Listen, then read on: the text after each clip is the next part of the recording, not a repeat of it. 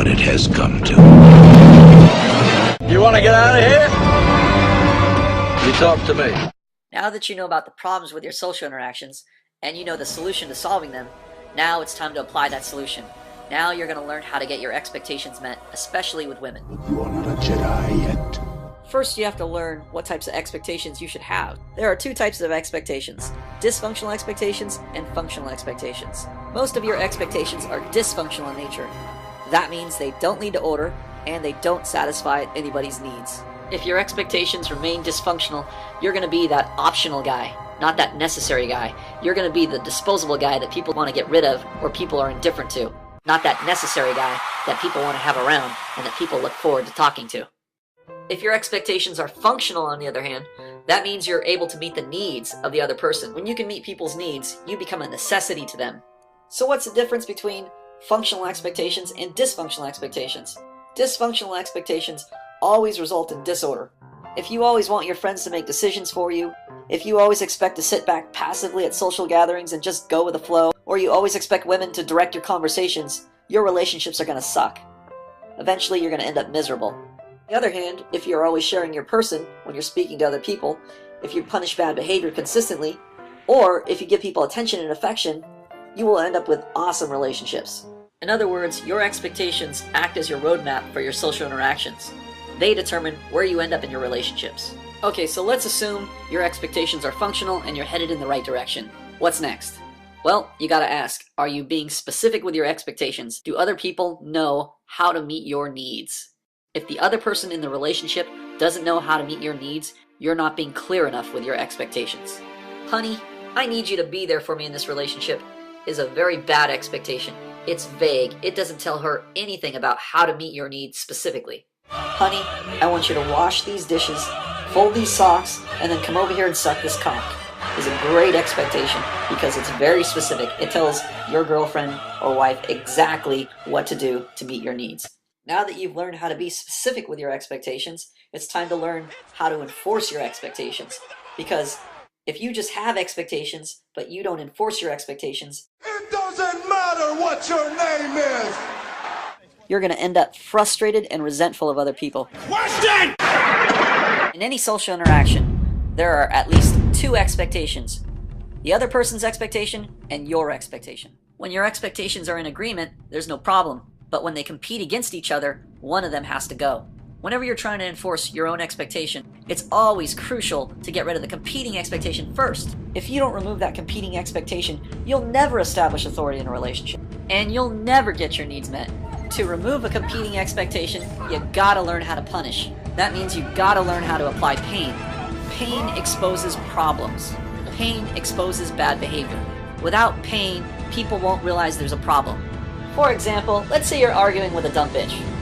Obviously, there's going to be a clash of expectations. He's not doing all those things, Mark, because he hasn't left a traipse around you cleaning up your underwear when you dropped it on the floor. If a bitch is arguing with you, that means she doesn't respect your authority. Because most men today were raised by single mommies, they're going to be very reluctant to confront bitch behavior.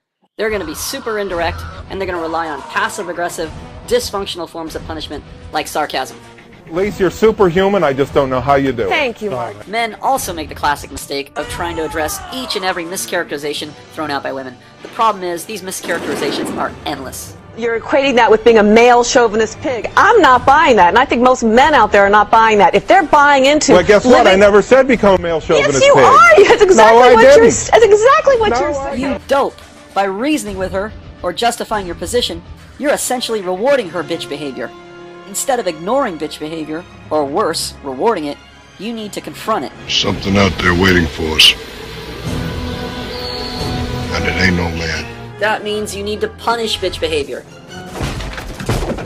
Knock, knock. When punishing bad behavior, it's crucial to identify it by naming it. There are various types of punishment, from disagreement, rejection, and ignoring, to using negative associations and enforcing consequences. Wrong, wrong, wrong, wrong. Wrong, wrong, wrong, wrong. Stop it! I don't like your jerk-off face, I don't like your jerk-off behavior, and I don't like you. You're a cunt. Shut up, cunt. Shut that cunt's mouth or I'll come over there and start her head. Shining a light on bad behavior is extremely painful, but necessary to prevent future bad behavior. Also, be very careful about how much pain you use when you punish someone. Only use enough pain to stop the bad behavior. Once the bad behavior stops, so should the pain. Giving out unmerited punishments will change healthy fear into unhealthy terror. Once you have applied an appropriate amount of pain, the bad behavior will stop. The correct punishment will remove the competing expectation. Whenever you establish authority with women, you'll notice that they go through 3 stages. The first stage is the aggressive rebel stage. I'm a strong, independent woman. This is when a bitch aggressively refuses your authority. I'm sure it's all fun to sit around and throw stones from behind a coffee cup. Alright? Stop! What? Wait! That's not a joke. After punishing her appropriately, she'll move on to the next stage, the passive-aggressive victim. Since she knows she can't directly seize your authority, she'll try to take it by guilting you into giving it up. This is when she starts saying things like, "Why are you being so mean to me?" And I put his together, but he said my girlfriend and I... What do you mean you put it together? What does that mean? She will always try to put the focus on you and your behavior. Why are you screaming? But instead, you need to resist this and completely focus on her bad behavior. But don't be fooled, she's not yet in submission to your authority, so punishment is still required. Bad bitch, no. The last stage is submission. This is when a woman finally fears and acknowledges your authority. Submission is always followed by attraction. Once a woman submits to your authority, it's time to reward her. Thanks. Whenever you give a woman a pleasurable reward, she's encouraged to repeat that behavior that earned her that reward. Giving women this pleasurable incentive is necessary to get your expectations met. I know this entire concept is difficult for a lot of you vaginas who are raised to believe that giving a woman everything she wants is the way to make her fall in love with you. But doing things your way will guarantee that you remain an option to women, but never a necessity. If you're always getting dumped in your relationships, or women tell you they're bored, or they just want to be friends with you, you're not exercising your authority over them in the relationship. Remember, people won't want to be governed by your authority if they don't see a benefit to it. The purpose of exercising your authority isn't just to get your way. Your authority is there to meet the needs of those under your care. These are the years when a man changes into the man he's going to become the rest of his life. Remember, with great power comes great responsibility.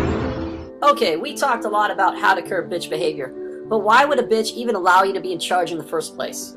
Let's talk about positive incentive. And one of the most fundamental ways you can give women positive incentive is with a good expression. A good expression gives people pleasure, and it's necessary to communicate your expectations to people. If you can communicate your expectations in a pleasurable way, it will be very easy for you to get your needs met and form relationships with new people.